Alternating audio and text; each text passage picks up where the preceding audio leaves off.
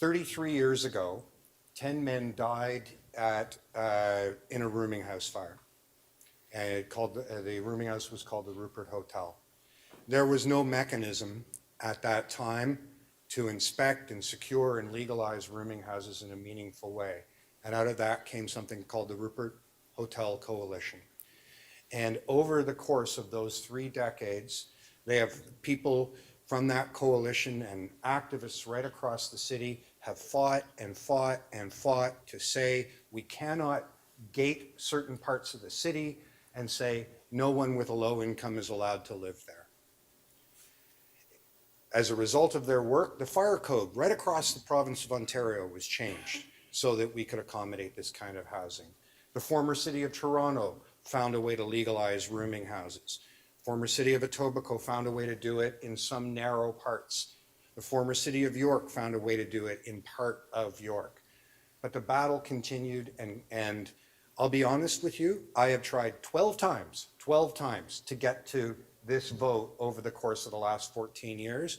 And I cannot tell you on behalf of every activist, every tenant who has had the courage to come forward and say my living conditions are intolerable, even though they risk being evicted. Every lawyer at one of the many legal clinics who have stood up for those tenants, everyone who has fought for years and years and years, and our professional staff in the City of Toronto who have been recommending to this council for well over a decade that we do this. So many hands have worked together to lift us up to the point where we are now, I think, about to legalize rooming houses in the City of Toronto.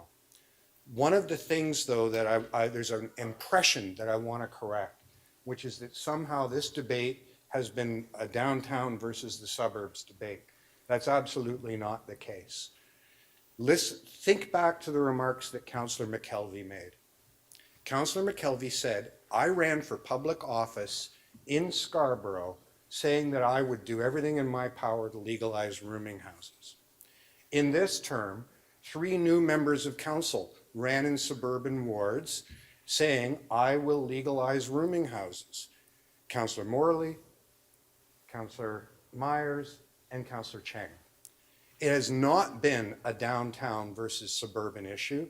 It's been an issue about whether or not people have the courage to run to make our housing system better. And we have, over the last 2 terms, seen those people be successful. And that is the only reason that we are going to succeed in passing this now. The work of activists, the work of tenants, and the work of people brave enough to run for office saying, I believe that everyone should have the right to live in every neighborhood.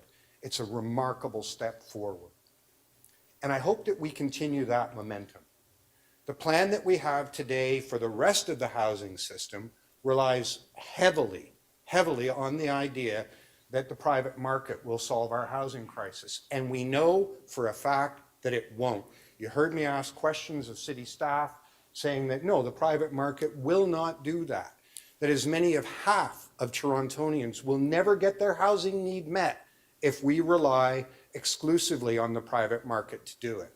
We need the second part of this plan, and we need to do it in partnership with other governments, saying that like successful cities like Vienna, like Stockholm, like Berlin, like Glasgow, we need public investment if we are going to house people, the same way we need public investment if we are going to have health care. Thank you.